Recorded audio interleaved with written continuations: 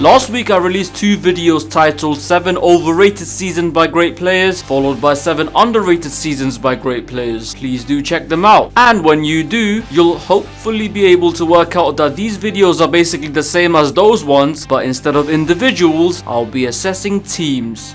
Though I don't really carry much hope in you doing that successfully. Like, am I underestimating your intelligence levels, or am I right in saying that some of you would genuinely have struggled to work that out?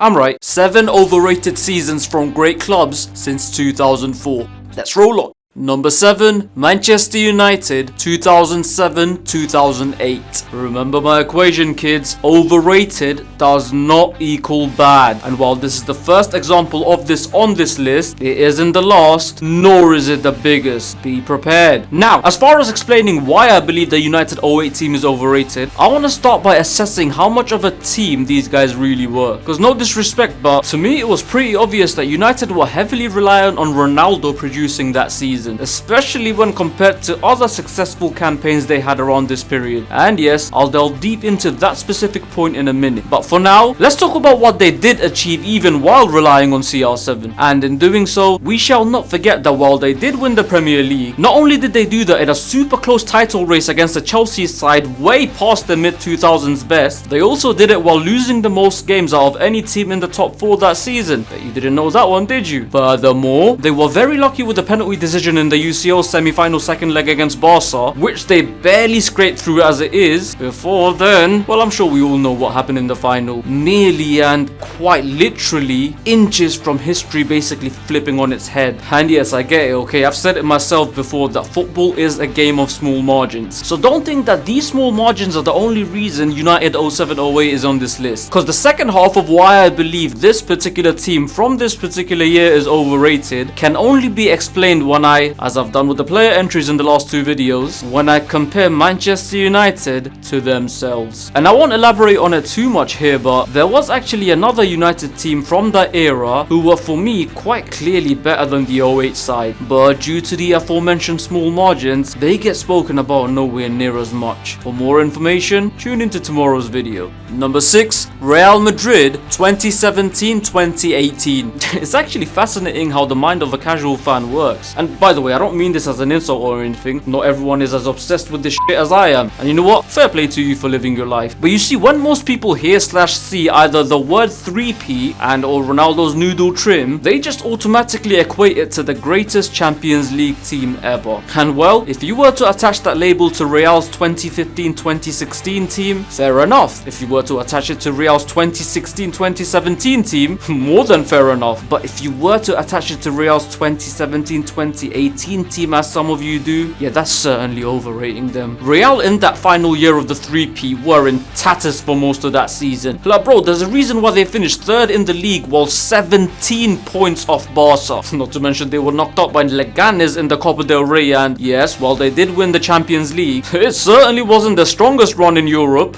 Bro, they got dunked on by fucking Spurs in the group stages. And to be fair, even in the final against Liverpool, they were quite lucky in some parts. Zizou dusting immediately after wasn't a coincidence, people. Simply put, the 17-18 season for Real was pretty much a shambles, bar Ronaldo just deciding to perform a rescue mission in the turn of the year as a parting gift. Number 5, Chelsea 2005-2006. And that completes a hat-trick of seasons of sides being overrated due to superior seasons from said side around the same time period. And I actually heard Joe Cole say that the 05-06 Chelsea team was the best he'd ever been in. No, it wasn't, mate. It was just the one you were most involved in. Cause yeah, look, we all know about Mourinho's legendary first stint with Chelsea, don't we? And we also know that he generally tends to lose it by his 3rd season at any club. And his first run at Stamford Bridge almost followed that script to a T. Almost. Because you see, what people tend to forget is that the cracks began to appear not in the 3rd season, but the second half of the 2nd season. Because while Chelsea began that season on fire with 14 wins out of the first 16, which is basically what got them the title in the end, starting from around January time, the points began dropping like flies, leading to their lead at the top of the table to be cut in half, them getting knocked out of the Champions League in the 2nd round, a campaign where they didn't even manage to top their group to begin with, and then they were also dumped out of the FA Cup by the very team that topped their UCL group. So yeah, if we judge this period by Mourinho's first stint, it does create a rather misleading narrative. Whereas if we were to give a season by season breakdown, you'll see that while the first season was historic, the second season was very good. Number 4, Liverpool 2019-2020. Okay, this is a bit of a weird one because despite being in a list of overrated teams, when it comes to their achievements as a team that season, there isn't much negative I can say about Liverpool 1920. It's actually instead that,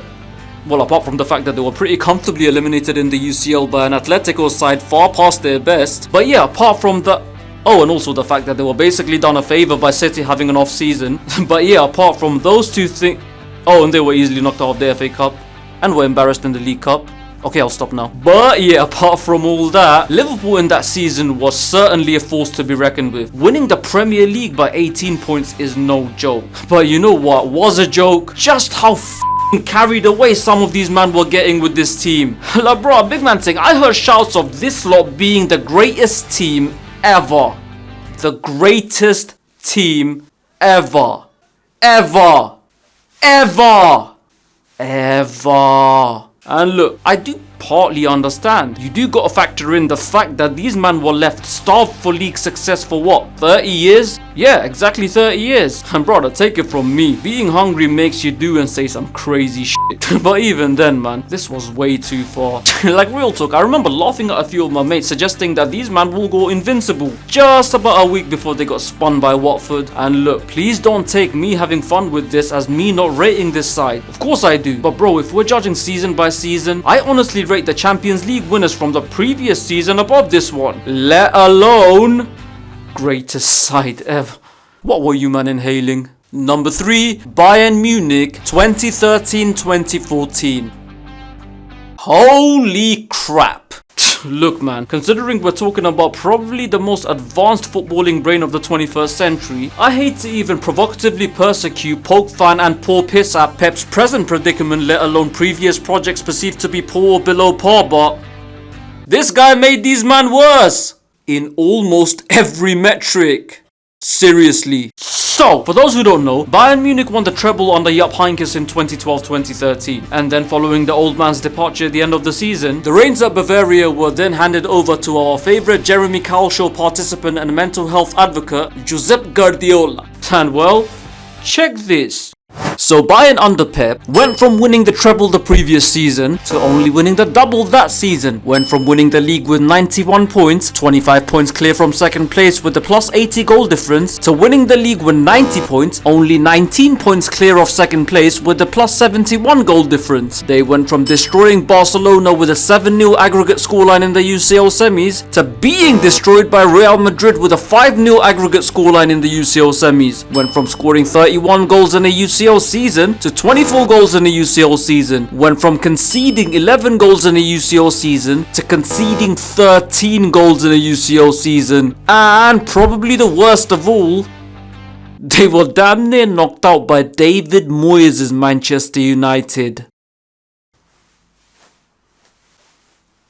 Arrest this man! Number 2, AC Milan 2006-2007. A team of Maldini, Nesta, Cafu, Gattuso, Pirlo, Seedorf, Inzaghi and Kaká were by my estimation one of the worst teams to win the Champions League during my football fandom lifetime. Why so? Because it was no longer 2003. This was in fact 2007, by the time which the legs of the core of that great Milan side were pretty much gone, and what were once upon a time a force to be reckoned with in both the domestic and European circuit were now a side who just won 50% of the Serie A games, just managing a top 4 finish, struggling to top a fairly easy UCL group and barely scraping past Celtic in the second round. So how did they end up winning the Champions League in the end? Simple, the brilliance of Ricky Kaká, who himself, while being pretty average domestically, in the Champions League was damn near unstoppable that season, and his exploits not only took Milan to glory, but also in the long term resulted them in being remembered as not a fairly mediocre side who were limping for most parts of an underwhelming campaign by European giants who dominated game to game,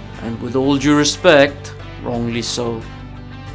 And number 1, Barcelona 2010-2011.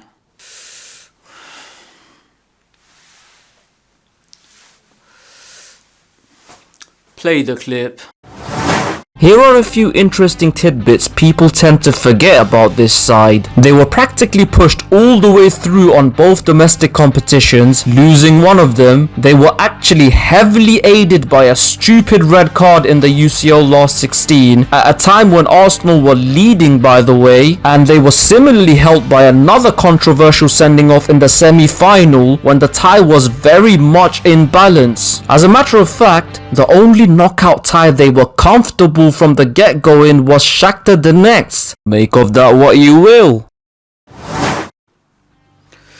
And yet, people, I admit it, Barcelona 10-11 are amongst the greatest club sides I've seen since I began watching football. But the fact that people, and by people I mean a lot of people, rate them as high as being the greatest team in football history when they're not even in Pep's personal top 2 or maybe even top 3? Ridiculous. Sometimes revisionist history really is ridiculous. And that is that. Agree or disagree beats indifference. So what do you think of this list? Are there any overrated seasons from great teams that I've missed out? Let me know in the comments below. And as usual, don't forget to like, share and subscribe. Till next time, keep rolling.